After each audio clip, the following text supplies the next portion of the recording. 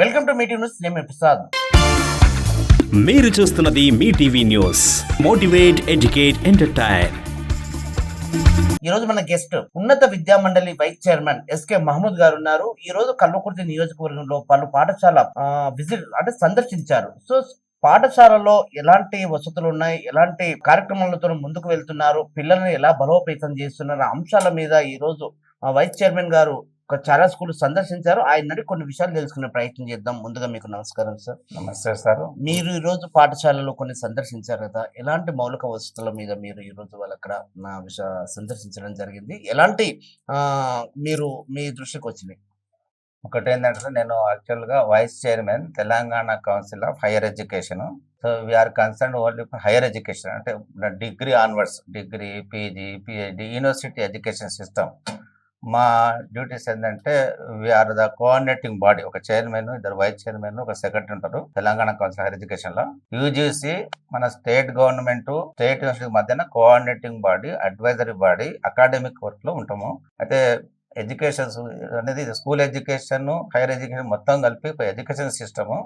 Education system ఈ మధ్యన ఏంటంటే ఎన్ఈపి 2020 అని దాన్ని ఇంప్లిమెంట్ చేయాలన్నా వద్దా అని ఒక discussion it's going on among the teachers, students, government లో కూడా మన డిస్కషన్ జరుగుతుంది.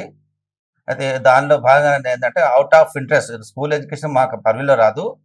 అంటే నేను పుట్టిన విలేజ్ కాబట్టి జూపల్లి, నేను అక్కడనే 5th వరకు చదువుకున్నా, నా విలేజ్ కాబట్టి అక్కడ ఏంటంటే ఎట్లుంది ఎడ్యుకేషన్, టీచర్స్ ఇంటరాక్ట్ అవుదాం, ఫీడ్బ్యాక్ తీసుకుందాం, వాళ్ళ అడ్వైస్ తీసుకుందాం, స్కూల్ ఎట్లా నడుస్తున్నాయి, మేము చదువుకున్న స్కూల్ ఎట్లుందని విజిట్ చేయడం జరిగింది జూపల్లి స్కూల్లో. అక్కడ పోతే ఏంటంటే, అక్కడ ఎంఈఓ మేడం ఉన్నది. She herself working as incharge headmaster, Jhansi madam. Charagonda మండలికి వస్తుంది, అంతకు మాకు వెల్దండ ఉండే, ఇప్పుడు Charakonda.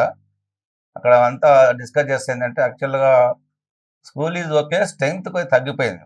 Student strength 100 and change ఉంది, అది 6th to 10th 5 క్లాసులు కూడా. ఈవెన్ ప్రైమరీ స్కూల్లో కూడా అట్లనే ఉంది సార్, 100 అరౌండ్ ఉంది. స్ట్రెంగ్త్ ఎక్స్పెక్టెడ్ లెవెల్ లేదు. ఇక్కడ బేసిక్గా వాళ్ళు ఫేస్ చేసేది ఏంటంటే, అక్కడ వాష్రూమ్, టాయిలెట్స్ కూడా జూపల్లి స్కూల్లో టీచర్స్ లేదు అక్కడ. అది ఎక్స్ప్లెయిన్ చేస్తారు. అదే కాక ఏంటంటే, లాస్ట్ 2 months నుంచి వాళ్ళకు కుక్ అండ్ హెల్పర్స్ ఉంటారు. మిడ్ డే మీల్స్ ప్రిపరేషన్కు వాళ్ళకు అమౌంట్ వచ్చినట్లేదు, దానివల్ల వాళ్ళు వచ్చి పని చేస్తలేరు. అంటే cook mid day meals serve చేయడం ఆగిపోయింది 1 month నుంచి. దాన్ని ఇమీడియట్ కంటిన్యూ చేయాలి. ప్రాబ్లం ఏంటంటే, కొద్దిగా రెమ్యునరేషన్ చాలా తక్కువ ఉన్నట్టుంది వాళ్ళకు. ఒక 1000 రూపీస్ సెంటర్ నుంచి వస్తుంది, కుక్ కమ్ హెల్పర్స్, అంటే మిడ్ డే మీల్స్ కుక్ చేసేవాళ్ళు. సరే, ఈ విషయం వచ్చింది కాబట్టి ఈ క్వశ్చన్ అడుగుతున్నాను. ఒక దాదాపు 2 months బ్యాక్ కూడా రాష్ట్ర వ్యాప్తంగా కూడా కుక్ మిడ్ డే మీల్స్ వండే వాళ్ళు చాలా వరకు స్ట్రైక్ లో ఉన్నారు. అంటే సరైన సమయాలలో శాలరీ, జీతాభత్యాలు రాక వాళ్ళు కొంచెం స్ట్రైక్ వల్ల అక్కడక్కడ కొన్ని రెసిడెన్షియల్ స్కూల్లో, గురుకుల హాస్టల్లో కూడా పిల్లలకు ఫుడ్ పాయిజన్ అయ్యి వాళ్ళే వండుకొని వాళ్ళే తినడం వల్ల కూడా చాలా మంది అవస్థలకు గురైనారు.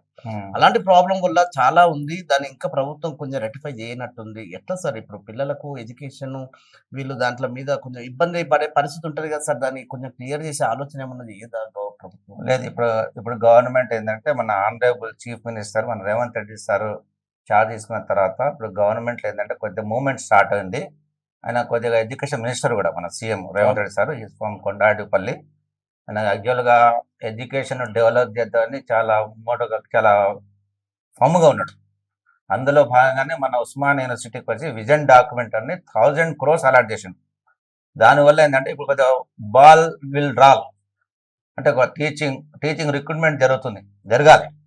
అంటే చాలా ఏళ్ళ నుంచి రిక్రూట్మెంట్ గాడి పక్కకు జరిగింది, టీచర్స్ లేరు అక్కడ యూనివర్సిటీలో. ఇప్పుడు పార్ట్ టైము కాంట్రాక్ట్ టీచర్స్ నడిపిస్తారు, వాళ్ళకున్న ప్రాబ్లం వాళ్ళకున్నాయి.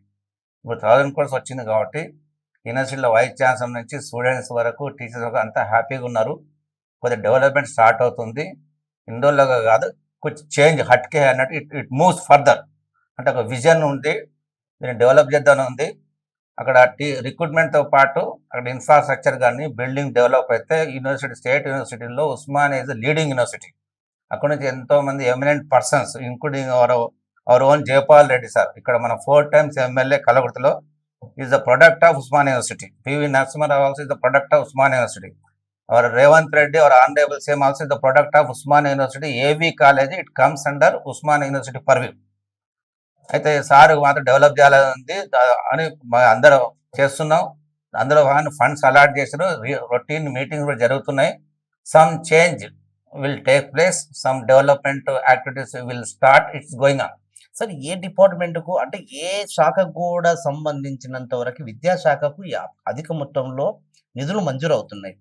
సో, అలాంటి నిధులు మంజూరవుతున్న క్రమంలో ఇక్కడ ఏదైతే హై స్కూల్ కావచ్చు, ప్రైమరీ స్కూల్ కావచ్చు, +2 కావచ్చు, ఇంటర్ కావచ్చు, అంతే అధిక మొత్తంలో పిల్లలకు విద్య అందుతుందంటారా? ఒకటేంటంటే ఇప్పుడు ఇప్పుడు ఎన్ఈపి 20 నేషనల్ ఎడ్యుకేషన్ పాలసీ 2020 అని స్టార్ట్ చేసింది సెంట్రల్ గవర్నమెంట్. అదేంటంటే కరోనా ఉన్నప్పుడు పార్లమెంట్లో పెట్టి పెద్ద డిస్కషన్ లేకుండా ఎమ్మడే పాస్ చేశారు. సరే, అది ఎన్ఈపి 2020ని ఇప్పుడు ఇంప్లిమెంట్ చేయాలన్నా వద్దా అని స్టేట్ గవర్నమెంట్ ఆలోచన, ఒక discussion is going on. For that committee ఉంది, ఎడ్యుకేషన్ కమిటీ ఉంది.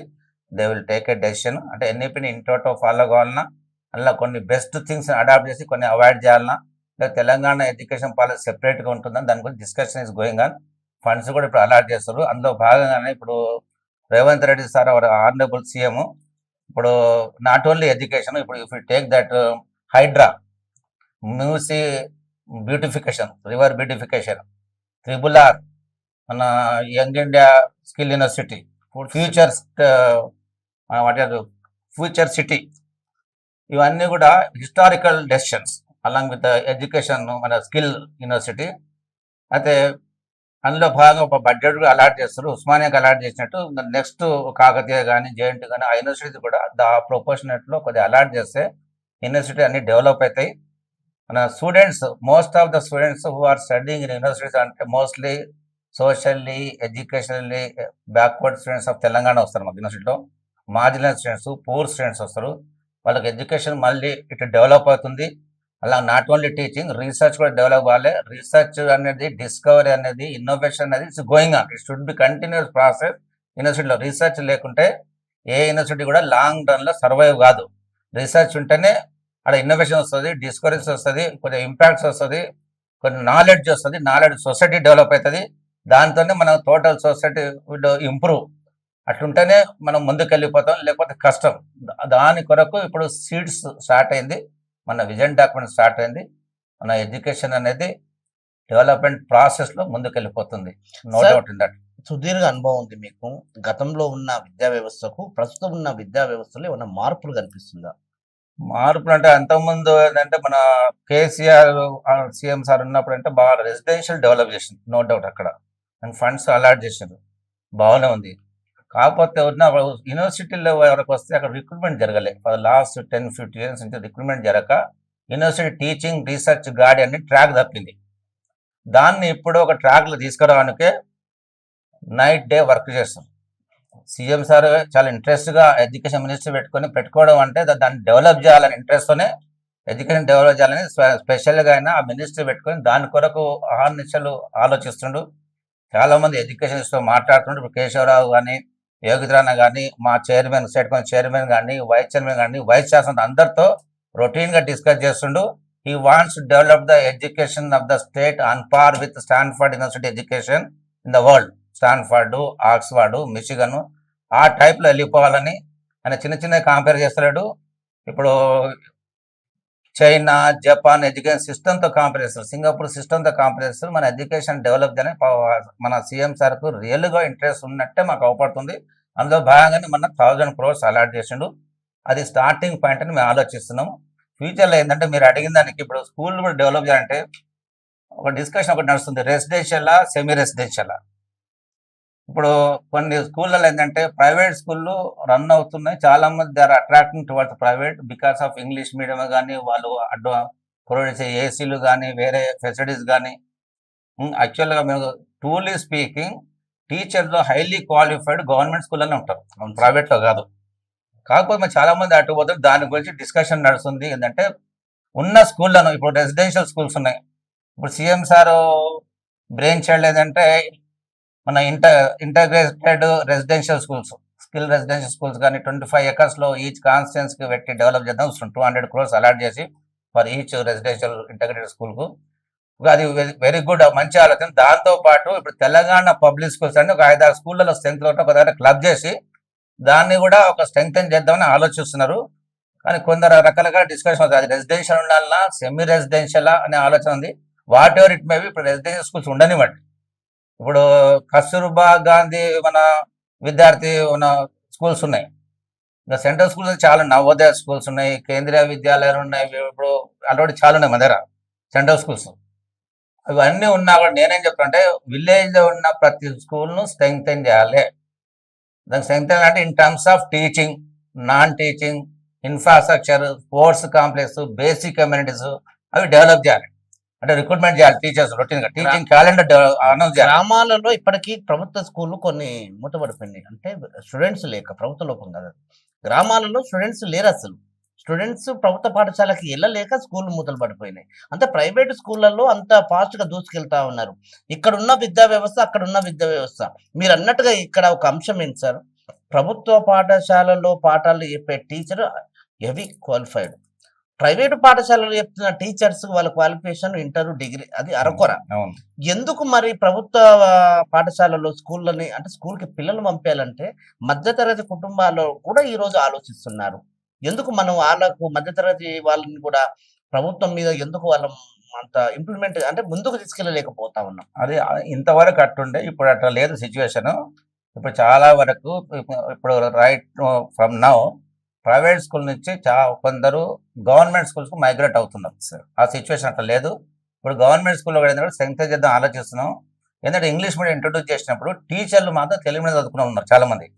వాళ్ళకి ఏంటంటే మేము ఆలోచన ఏంటంటే నేను డిస్కస్ చేయాలనుకుంటాం యోగితరణ కానీ మన ఎడ్యుకేషన్ ఆఫీషియల్తో మేము అందరం కూడా మా మైండ్ సెట్ను we would like to put forward before them.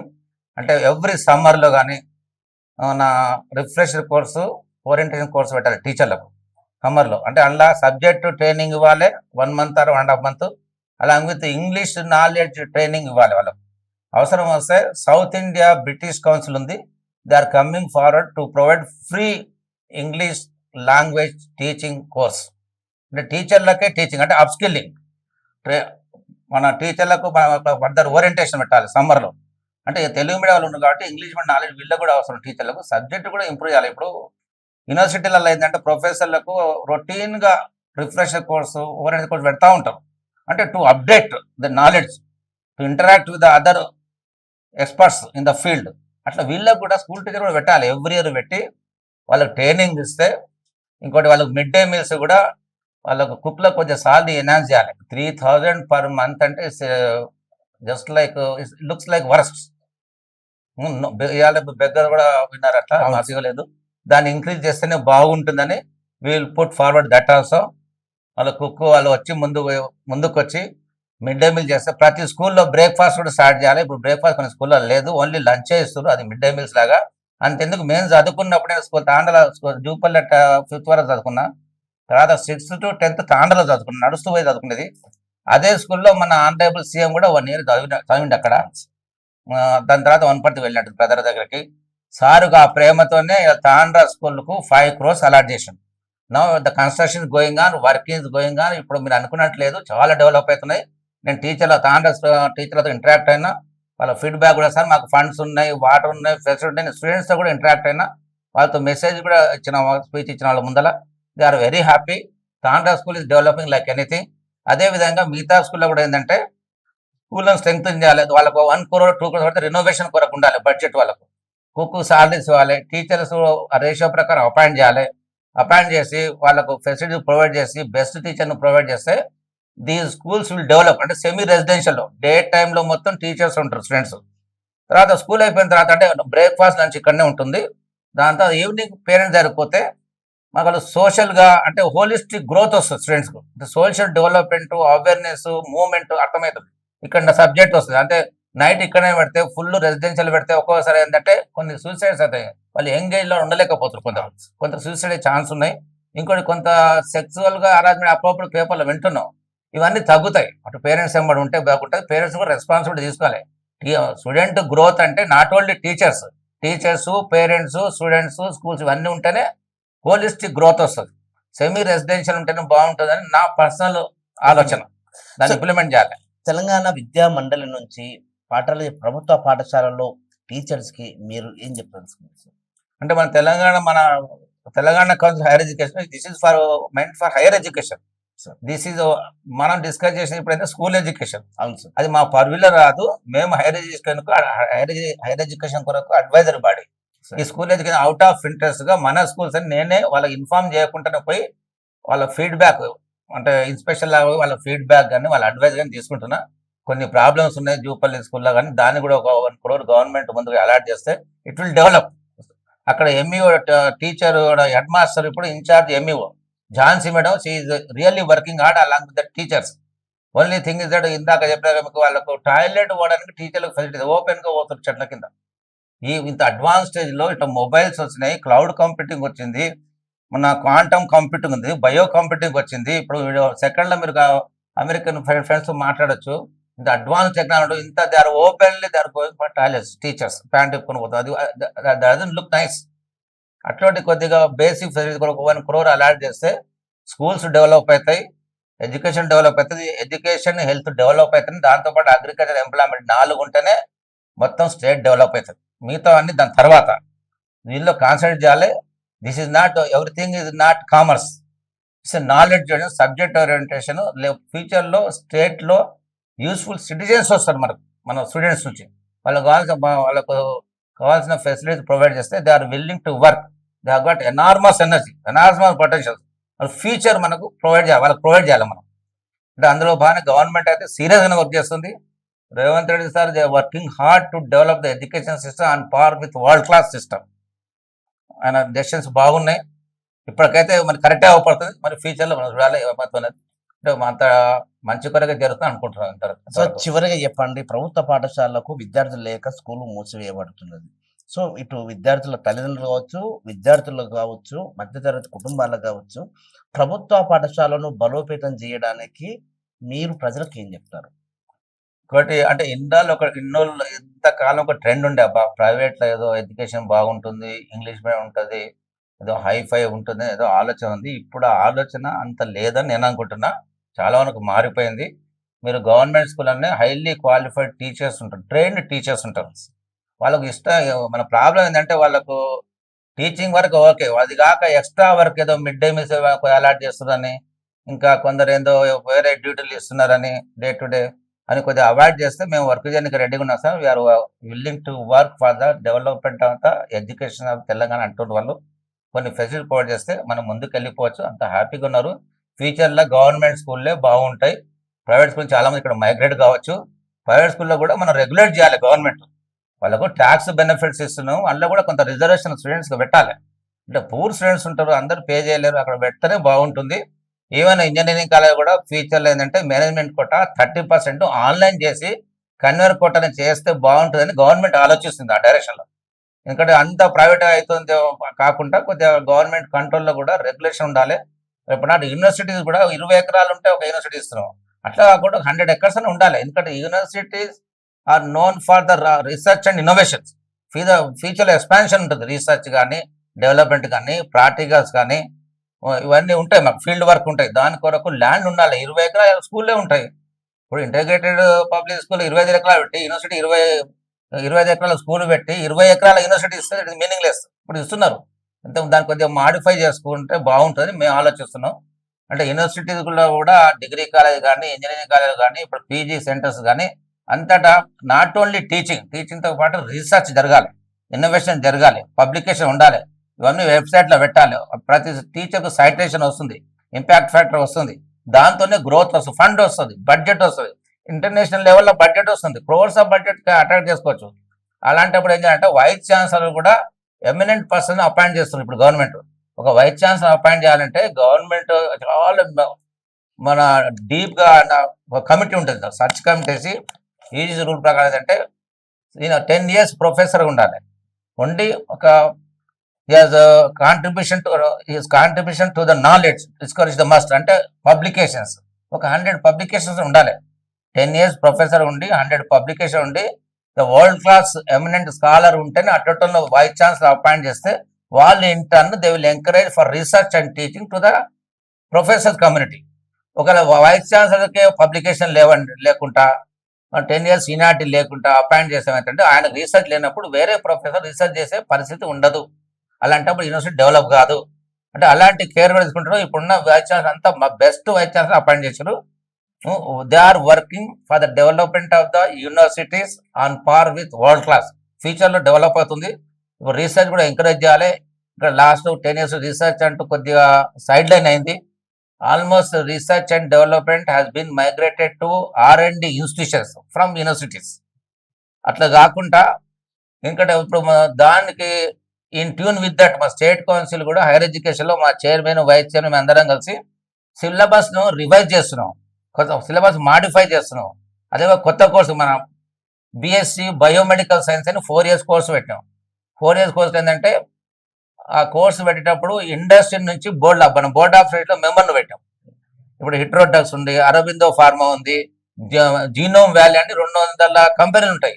వాళ్ళందరినీ బోర్డులో పెట్టి hospital, Osmania university hospital, Gandhi hospital, Yashoda hospital, ఇంకా మన విజయ డయాగ్నోస్టిక్స్ అందరినీ బోర్డులో మెంబర్ పెట్టి BSc బయోమెడికల్ సైన్స్ అని ఒక కొత్త కోర్సు పెట్టాం. ఇప్పుడు స్టార్ట్ అయిపోయింది 2 years నుంచి.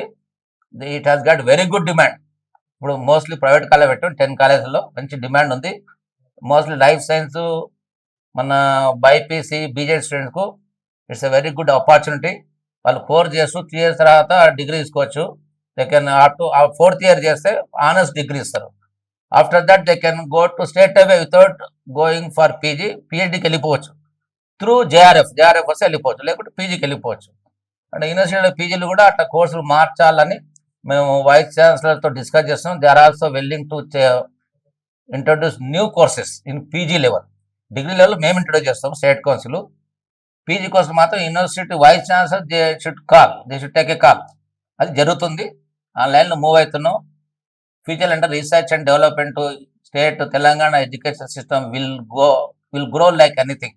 Thank you sir. చాలా వరకు చాలా విలువైన సమాచారం ఇస్తారు విద్యా వ్యవస్థ మీద. మరో వారం సార్తో చాలా ఉంది. మరొక వారం మళ్ళీ సమయం తీసుకొని సుదీర్ఘంగా విద్యా వ్యవస్థ ఎలా ఉండాలి, ఎలా ముందుకెళ్ళాలి, ఎలాంటి కార్యక్రమాలు చేస్తే ఈ ప్రభుత్వ పాఠశాలను బలోపేతం చేసి విద్యార్థులను డెవలప్ చేసి వాళ్ళని కొంచెం ఇంకా ముందుకు తీసుకెళ్లే ప్రయత్నం చేయడానికి ఈ రోజు Telangana council of higher education నిజంగా గ్రామ స్థాయి నుంచి స్కూల్ విజిట్ చేయడానికి SK మహమూద్ వైస్ చైర్మన్ ఇక్కడ సారు చాలా విలువైన సమాచారం చేశారు. ప్రభుత్వ పాఠశాలలో చదువుతున్న విద్యార్థులు కావచ్చు, ప్రభుత్వ పాఠశాలలో పంపుతున్న విద్యార్థుల తల్లిదండ్రులు కావచ్చు, ప్రైవేటు స్కూళ్ళల్లో చెప్తున్న టీచర్స్ కి అరకొర చదువులు మాత్రమే ఉంటాయి. ప్రభుత్వ పాఠశాలలో చెప్తున్న టీచర్స్ కి క్వాలిఫై అయిన టీచర్సే ఉంటారు. సో మీకు ఇక్కడ నాణ్యమైన విద్య దొరకాలంటే ప్రభుత్వ పాఠశాలకు వెళ్ళాలి. మీ పిల్లలు జీవితంలో ముందుకు వెళ్ళాలి, స్థిరపడాలి, బాగుపడాలంటే ప్రభుత్వ పాఠశాలకి పంపించే ఆలోచన చేయండి. ఇప్పుడు ఇదివరకు ఉన్న సిస్టమ్ వేరు, ఇప్పుడున్న సిస్టమ్ వేరు. అంటే పాఠాలు చెప్పే టీచర్స్ కూడా ట్రైనింగ్ ఇస్తున్నారు. అంటే మన స్కూల్లో వ్యవస్థను ఎంత బలోపేతం చేయడానికి రాష్ట్ర ప్రభుత్వం ఎక్కువ మొత్తంలో కూడా నిధులు మంజూరు చేసినప్పటికీ ప్రభుత్వ పాఠశాలను బలోపేతం చేయడానికి ఒక మంచి నిర్ణయంతో ముందుకు వెళ్తున్నారని మనకు వైస్ చైర్మన్ SK మహమూద్ గారు చెప్తారు. మొత్తానికి ఇదన్నీ చూస్తున్నామని meeting. Thank you very much sir. Thank you sir. Thank you for you and your మీ టీవీ ఆడియన్స్ కు థ్యాంక్ యూ వెరీ మచ్.